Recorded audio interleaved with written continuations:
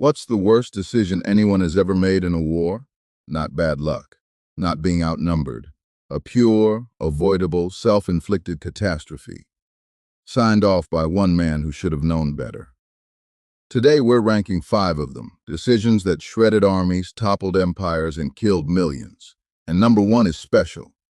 The man who made it had a 129-year-old warning label sitting right in front of him, and ignored it. Welcome to Ranked History, where we rank the past so you don't have to repeat it. The rules: 1 identifiable decision, made with information the decider actually had. Bad luck doesn't count. Bad judgment absolutely does. Let's count them down. Number 5. Crimea, October 1854. Britain and its allies are fighting Russia, and the Russians are dragging away captured Turkish cannons. Lord Raglan, the British commander, sitting on a hill with a lovely panoramic view, sends a note: "Stop them from taking the guns." Small problem. The officers down in the valley couldn't see what Raglan could see. So when Lord Lucan asked what guns, the messenger, Captain Nolan, allegedly waved his arm vaguely toward the wrong end of the valley, toward a fully deployed Russian artillery position, with guns on 3 sides. And instead of anyone saying, "That seems insane, let's double check," around 670 British light cavalrymen charged straight down a valley into massed cannon fire. In about 20 minutes, over 100 were killed, roughly 160 wounded, and hundreds of horses were lost. They actually reached the guns, which is the wild part, and then had to fight their way back out through everything they'd just charged past. A French general watching from the hills summed it up perfectly. It's magnificent, but it is not war. This is number 5 because the death toll was, by this list standards, small.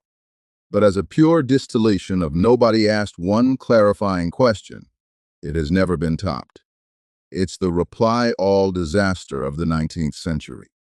Number 4. Rome, 53 BC.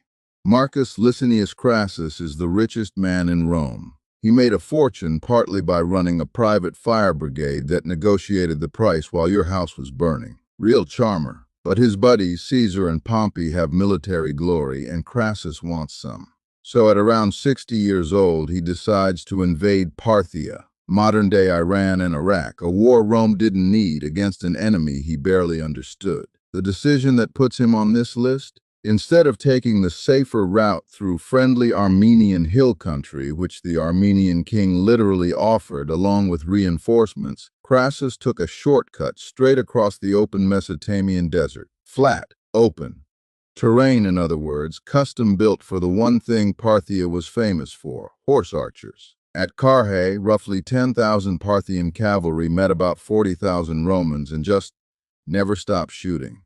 The famous Parthian shot, firing backwards while riding away, meant retreating and attacking looked identical. The Roman infantry square, unbeatable for centuries, became a shooting range. Around 20,000 Romans died and 10,000 were captured. Crassus was killed during a botched parley, and legend claims the Parthians poured molten gold down his throat as commentary on his greed. Probably not true, definitely deserved. Lesson: when a local expert offers you the safe route and backup, maybe don't say, "No thanks, I love sand." Number 3. Northern France, October 1415. Henry V's English army is sick, starving, exhausted, and outnumbered. Modern estimates say somewhere between 2 to 1 and 4 to 1. The French have them cornered. All they have to do is wait. The English army is dissolving on its own. Waiting costs 0 francs. Instead, the French nobility, proud, glory-hungry, and each one convinced the battle would be won personally by him, attacked across a freshly plowed field after a night of heavy rain, between 2 forests that funneled them into a kill zone. Wearing armor that weighed as much as a modern airport baggage allowance, the mud did half the work. Knights sank to their knees. Horses went down and became obstacles. The narrowing field squeezed thousands of men so tightly together many couldn't raise their weapons. Some accounts describe men drowning in mud under the weight of the men behind them. And the whole time, English and Welsh longbowmen, the low-born soldiers the French nobles considered beneath contempt, poured tens of thousands of arrows into the crowd. French losses were catastrophic. Many historians put the dead around 6,000. including a huge slice of the French aristocracy. English losses were in the low hundreds. The French didn't lose because of bad luck. They lost because pride made them attack an enemy that was already beaten, on the worst possible ground, in the worst possible weather, in the worst possible formation. The battlefield equivalent of losing a chess game you could have won by not moving. Number 2. June 1812. Napoleon Bonaparte, objectively one of the greatest military minds ever, assembles the largest army Europe has ever seen. Over 600,000 men from all across his empire. The plan: force Russia into one big decisive battle, win it, dictate terms, home by autumn. The Russians read that plan and simply declined to participate. They retreated and retreated, burning their own crops and their own villages as they went. Nobody asked the peasants who lived there, stretching Napoleon's supply lines across nearly 1,000 kilometers of scorched nothing. By the time the two armies finally collided at Borodino, one of the bloodiest single days of the entire century, with combined casualties around 70,000, Napoleon's army had already melted dramatically from disease, desertion, and hunger. Before the famous winter. Most of the damage happened in the summer. Napoleon took Moscow in September. The Russians burned most of it and still refused to negotiate, because you don't have to sign a peace treaty just because the other guy is standing in your burned-down living room. Napoleon sat there for 5 weeks, waiting for a surrender letter that never came. Then began the retreat in mid-October, straight into the Russian winter, with no supplies, no shelter, and Cossacks picking off stragglers the entire way.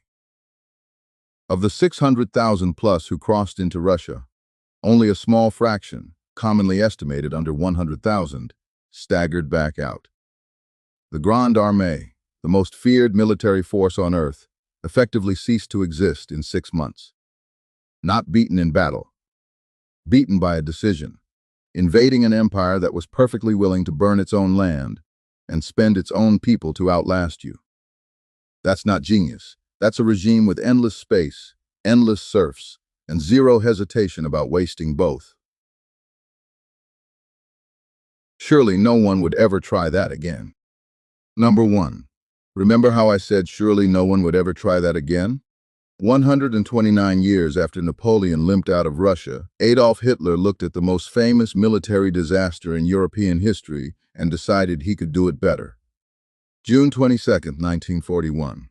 Germany launches Operation Barbarossa, the invasion of the Soviet Union. Over 3 million Axis troops on a front stretching from the Baltic to the Black Sea, the largest land invasion in human history. Launched, incredibly, while Germany was still fighting Britain, voluntarily creating the exact two-front war German planners had spent decades treating as the doomsday scenario, and breaking a non-aggression pact to do it, the same cynical pact the two dictatorships had used to carve up Poland between them less than 2 years earlier. The plan assumed the Soviet Union would collapse in 8 to 10 weeks. So confident was this assumption that the army wasn't fully equipped for winter warfare. The Soviet Union did not collapse, not because it was brilliant, but because Stalin's regime would spend land and lives on a scale no sane government would consider.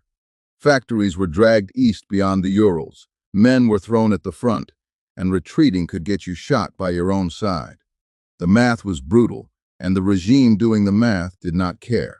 German troops reached the outskirts of Moscow in December 1941, some units close enough to see the city in the distance, in temperatures that dropped brutally below freezing, with rifles jamming and men freezing in summer-weight gear. And that was just year 1. The decision to invade turned into the largest and deadliest theater of war in human history. The Eastern Front killed tens of millions. Soviet deaths alone are commonly estimated around 27 million, most of them civilians. And it broke the German war machine, which suffered the great majority of its total military deaths there. One decision, built on ideology, arrogance, and the genuinely astonishing belief that this time, invading Russia would go great. That's why it's number 1. Every other decision on this list destroyed an army. This one destroyed tens of millions of lives, and ultimately, the regime that made it. So that's the list. A memo that got a cavalry brigade shredded, a billionaire's desert shortcut, pride versus mud, and invading Russia. Twice. Think Gallipoli, Cannae, or Pearl Harbor should have made the cut? Tell me in the comments which one I got wrong. Next episode, the top 5 dumbest ways empires collapsed. Subscribe so you don't miss it. Unlike Captain Nolan, I'm pointing at exactly the right button.